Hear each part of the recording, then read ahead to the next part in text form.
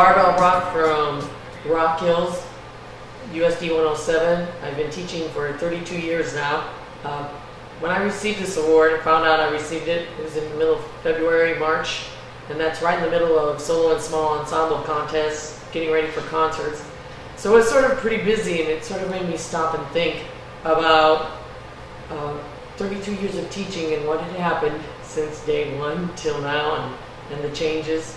It made me feel pretty proud that I'd stayed in through the thick and the thin parts of it, just stuck to it.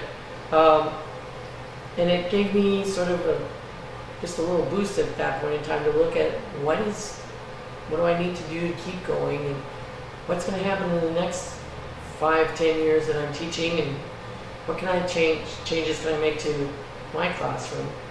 What advice would I give to new teachers?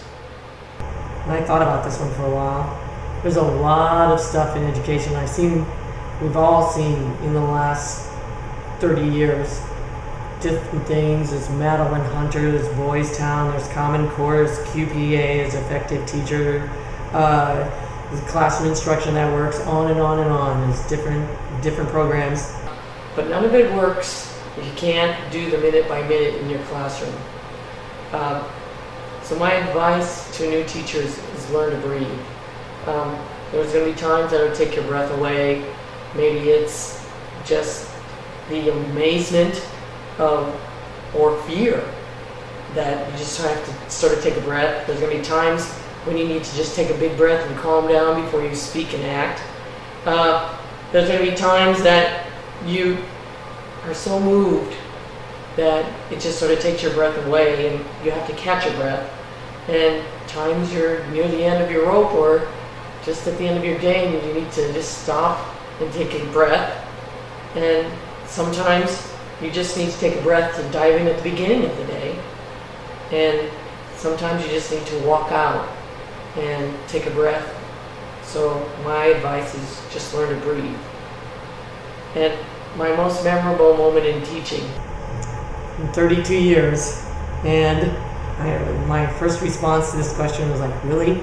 32 years, how many kids, how many times have we done things, gone places? It's not just the educational moments, it's the life moments, it's what you see with them, what they show you, the fun moments, the scary moments. I guess my most memorable moments, one of them I have to pick out, if I have to pick out one. I had this kid, and I had him from 5th grade on. He and I went round and round. We'd always work it out at the end, but we visited the principal's office a few times. I had him in church. He was one of my CCD students, so I knew him outside of school. And after he graduated, he was going into the Army, basic training.